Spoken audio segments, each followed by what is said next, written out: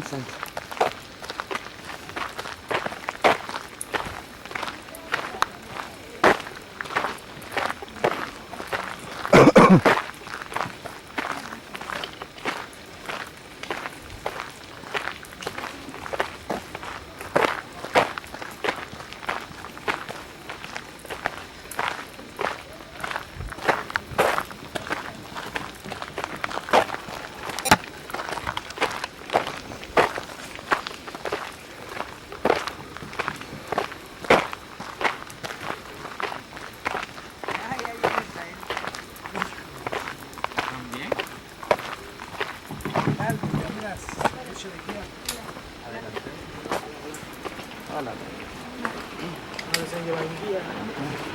We're with Ventura.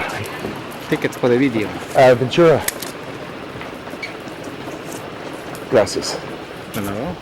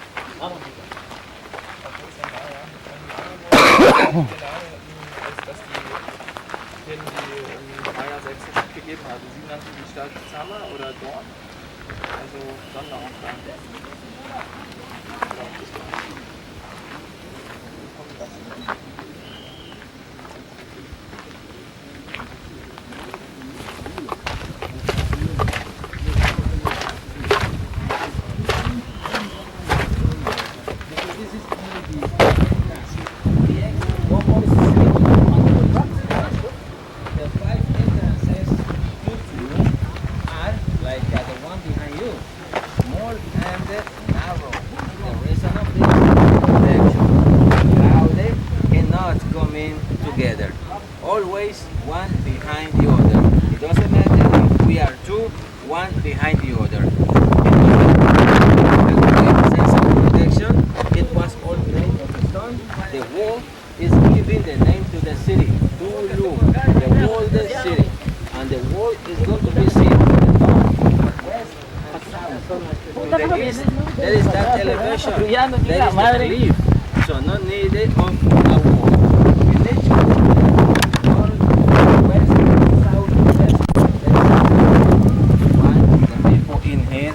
Out there as well.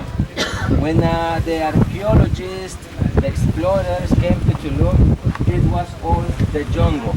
They found those races, those foundations, they counted 60 and they calculated a population of 400 people in here, living on that side in those houses made of thatch roof, wood, the palapa. Outside, to the north, to the south, the common people live.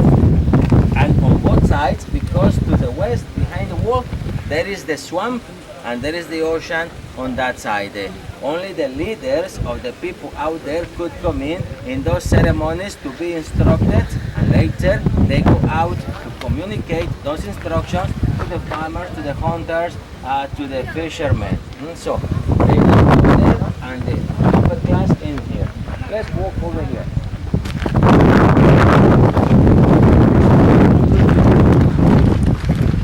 I'm getting this still camera.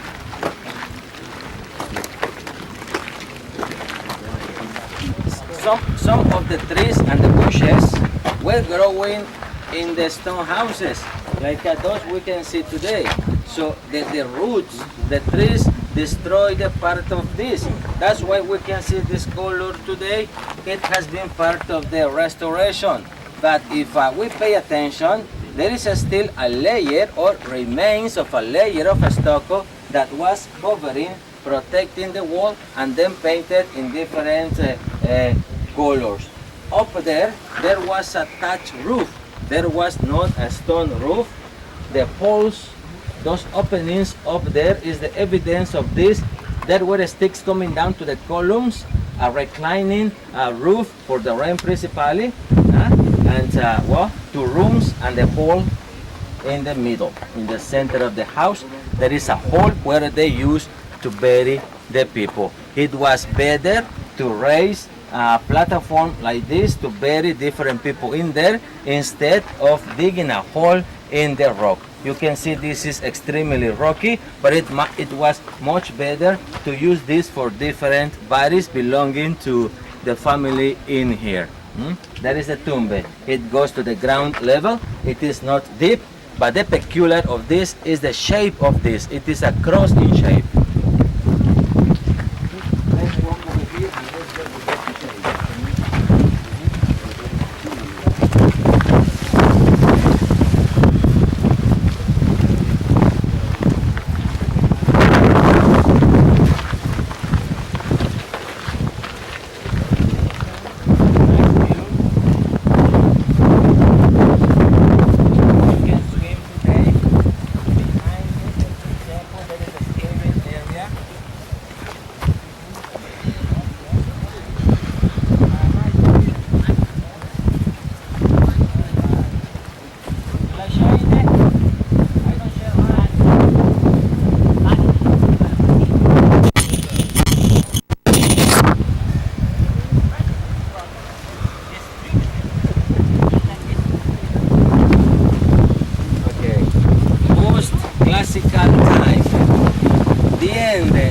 Maya civilizations.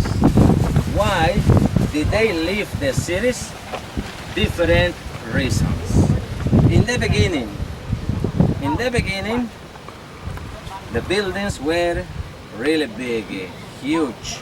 The most important Maya cities, Tikal, Huachactún, Copan, Chichen Itza, Uxmal, Mayapan, Quiriguá, and many others. This is the map of the Maya land. We can see how the Maya land is located between the Gulf of Mexico, the Caribbean Sea, and the Pacific Ocean at the bottom, Central America and the peninsula of Yucatan. Up here in the peninsula of Yucatan, there are not rivers, no water on the surface. And the vegetation, the jungle here in Yucatan is very closed, not easy to go through. The Maya people knew about this and they had to deal with that situation. That's why you can see the pathways. They used to clear the jungle and then to pave the road with that material, limestone. It is color white. That's why the name of this, Sacbe. S-A-C-B-E, Sac Maya for white, B Maya for road, white roads. A around the ocean, they move by means of the canoes. The waves you can see in the back, they are crashing against the reef. The reef, remember, is coming from here, the Gulf of Mexico, all the way down to the Gulf of Honduras, Central America. 600 miles, 900 kilometers long, and the reef is not far from the shoreline. The Maya merchants and other people took advantage of this because they could travel between the reef and the shoreline. They didn't go far. The Maya people and the Mesoamerican people believed that Earth was flat. If they go far, they fall down. So they could travel all the way to Central America.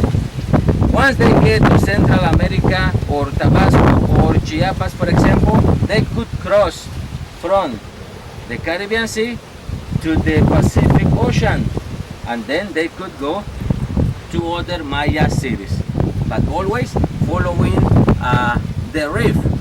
This is what the National Geographic says about it, about this way of transportation. Look at the canoes. This is Tulum. In this case, it is painted in blue, the big temple, but I believe it was painted in red because the red was the color representing east. And to the west, there was the black color. Black sunset, red sunrise. This is the only state in Mexico that is facing to the east. This is the state where the sun is born. And all this has a lot to do with the pre-Hispanic name of Tulum. Tulum because of the wall, but formerly Sama, down. Naturally, this when was looking at the sun going down, saying Sama, see you. The sun rises and there is going to be life forever. Why? Because remember, they started over. In that time, they believed that when the sun goes down, the sun dies. When it goes up, everything goes back. Before creation, there was nothing, no existence. Everything at rest, calm, dark. Everything goes down. If the sun does not rise, there is not going to be life.